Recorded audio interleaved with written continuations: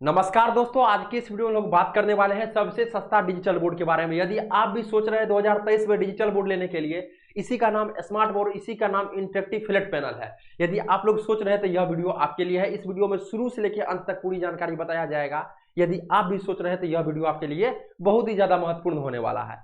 सबसे पहले हम लोग जानेंगे डिजिटल बोर्ड लेने से आपका क्या फायदा हो सकता है। दूसरा बात हम लोग जानेंगे डिजिटल बोर्ड का क्या प्राइस होता है और कितना कितना साइज का आता है। तो सबसे पहला आता है, यदि आप लोग सस्ता डिजिटल बोर्ड की यदि बात करते हैं तो अभी तक में बहुत सारा डिजिटल बोर्ड का कंपनी आ गया। तो आपको हम बहुत सारा वीडियो में ये बता चुके हैं। तो पहला नंबर पे आपको ध्यान देना है, आप किस आदमी से डिजिटल बोर्ड ले रहे हैं। इसका मतलब, कहने का मतलब वेंडर, आपका वेंडर कौन है। सबसे पहला आता है वेंडर। वेंडर पे क्या होता है भैया, इस पे आपको सर्विस मिलता है। अच्छा, ठीक है। वेंडर कहने का मतलब डिजिटल बोर्ड बेचने वाला। यदि आप भी सोच रहे हैं डिजिटल बोर्ड लेने के लिए तो आप हमें कॉल कर सकते हैं, पूरी जानकारी ले सकते हैं इसमें 9973725719। ठीक है, इस नंबर पे पूरी जानकारी आप लोग ले सकते हैं। हम लोग टीचर्स को हर एक चीज प्रोवाइड करते हैं। हम है गंधर्वक्स और हम है क्रिएटर्स माइंड टीम से। हम लोग टीचर के लिए डिजिटल बोर्ड ऐप वेबसाइट भी प्रोवाइड करते हैं। तो आप हमसे इस नंबर पे संपर्क कर सकते हैं। देखिए, सबसे पहले हम लोग आज जो बात करने वाले हैं सबसे सस्ता डिजिटल बोर्ड का। इसमें पहला बात आता है आपका वेंडर। ठीक है, वेंडर कहने का मतलब जो आपको डिजिटल बोर्ड दे रहा है। जैसे हम लोग डिजिटल बोर्ड दे रहे हैं तो वेंडर पे ही ये क्या आश्रित है, आपका सर्विस। यदि आपका अच्छा वेंडर रहेगा तो आपको अच्छा सर्विस मिलेगा। तो आपके मन में ये क्वेश्चन जरूर आया होगा, अच्छा वेंडर कैसे चूज करें। तो वीडियो में बने रहिए, आपको बताने वाले हैं। दूसरा नंबर पे आता है आपका साइज। दूसरा नंबर पे क्या आता है आपका साइज। अब देखिए, मार्केट में अभी जो है बहुत सारा साइज आ गया है, लेकिन मेनली जो है 3 साइज का डिजिटल बोर्ड चल रहा है। पहला 65 इंच का डिजिटल बोर्ड, दूसरा 75 इंच का डिजिटल बोर्ड। ठीक है, पहला 65 का हो गया, दूसरा 75 का हो गया और तीसरा 86 इंच का। तो ये 3 साइज का डिजिटल बोर्ड चल रहा है। ठीक है, आप लोग समझ गए 65 इंच का।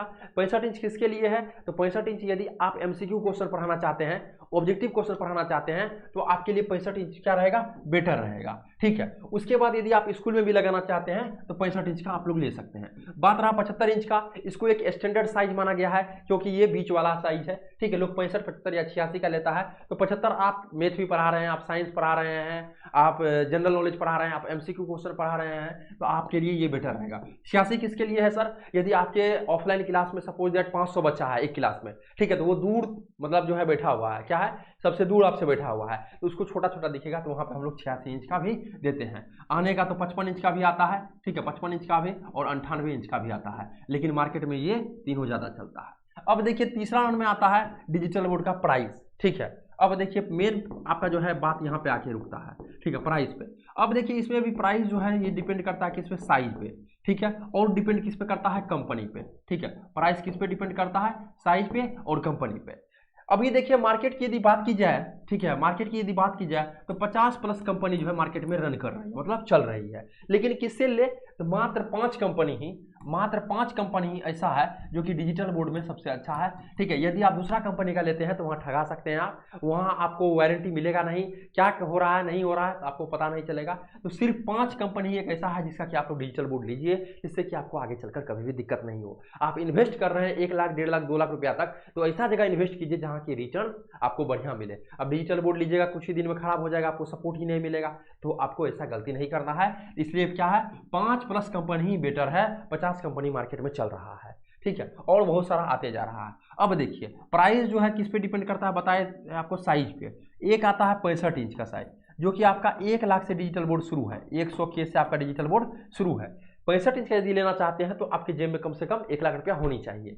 अब देखिए, यदि आप लोग 75 इंच का डिजिटल बोर्ड लेना चाहते हैं तो आपके पास आपके जेब में 1,40,000 कम से कम होनी चाहिए। क्या सर इससे कम में आ सकता है, हाँ 10 से 12 हज़ार कम में आ सकता है, लेकिन कंपनी आपको अच्छा नहीं मिल सकता है। ठीक है, इससे आपको बेटर कंपनी शुरू हो जाता है। 86 इंच का यदि आप लोग सोच रहे हैं डिजिटल बोर्ड लेने का तो आपके जेब में 2,10,000 रुपया होना चाहिए। तो ये एक शुरुआत का प्राइस है। ठीक है, जहाँ की आपको, यदि आप लोग सोच रहे हैं लेने के लिए, आज सोच रहे हैं या 1 मंथ बाद सोच रहे हैं, तो कम से कम इतना बजट बना लीजिए। क्या ईएमआई पे डिजिटल बोर्ड मिलता है सर, तो अभी ईएमआई पे डिजिटल बोर्ड नहीं मिल रहा है, हो सकता है आ जाएगा 10 दिन 15 दिन में। ठीक है, तो आप हमें कांटेक्ट कर सकते हैं उसके लिए, तो आपको जानकारी मिल जाएगा। सबसे पहला आपको हम वेंडर बताए थे, लेकिन बताए थे आपको वेंडर लास्ट में बताएंगे।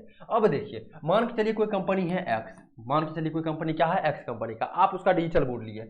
ठीक है। कोई वेंडर आपका है, ठीक है, इस वेंडर का नाम है, आपको मान के चलिए एस नाम है, और एक वेंडर का नाम पी है, ठीक है। एक वेंडर का नाम एस है, सुनील हो सकता है, पी मतलब प्रकाश हो सकता है, कुछ भी नाम, वैसे ऐसा नहीं है जो इसका नाम हम बता रहे हैं आपको। एक एस है, एक पी है, ये क्या हो गया, ये आपका कंपनी हो गया, किसका, डिजिटल बोर्ड का। अब देखिए ये आपको हो सकता है 1,30,000 में दे दे, और ये हो सकता है आपका 1,40,000 या 1,35,000 में दे। 8 से 10,000 का अंतर आपको यहाँ पे देखने के लिए मिल सकता है। तो क्या इसके पास लेना चाहिए, ठीक है, क्या डिजिटल बोर्ड आपको जो है 1,30,000 रुपये के पास डायरेक्ट ले लेना चाहिए?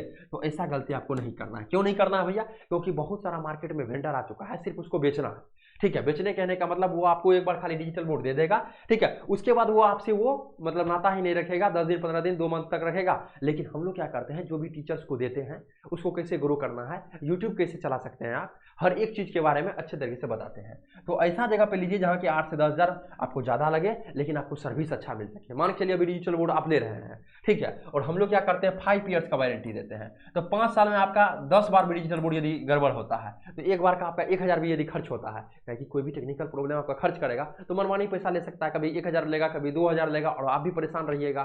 तो हो सकता है आपको 1,30,000 में डिजिटल बोर्ड मिल जाए, लेकिन 10 बार आपका डिजिटल बोर्ड खराब होगा तो आपको इतना लग जाएगा। तो खराब ही क्यों होगा सर? देखिए ये सब प्रोडक्ट है, ठीक है, इसके बारे में हम कुछ भी नहीं बता सकते हैं। आप भी मोबाइल यूज कर रहे होंगे तो आपका भी बहुत सारा खराबी आया होगा, जो कि मोबाइल को आप हमेशा नहीं करते हैं यूज, ठीक है, लेकिन इसको आप हमेशा यूज कीजिएगा, ठीक है। बहुत सारा चीज़ें हैं इसमें, आपका मोबाइल कनेक्टेड नहीं रहता है बिजली से, यहाँ पे आपका शॉर्ट सर्किट हो गया कहीं पे तो यहाँ पे डिजिटल बोर्ड वगैरह खराब होने का डर रहता है। तो बहुत सारा दिक्कत है, एमसीबी वगैरह भी कभी ये नहीं होता है, मतलब उसको कर सकता है सही। तो बहुत सारा चीज़ है, तो आपको सोच के चलना चाहिए। डिजिटल बोर्ड सबसे सस्ता आपको जानने का यही है, जो वैसा जगह पे लीजिए जहाँ की अच्छा सर्विस मिले, सस्ता के पीछे आप लोग नहीं भागिए, ठीक है।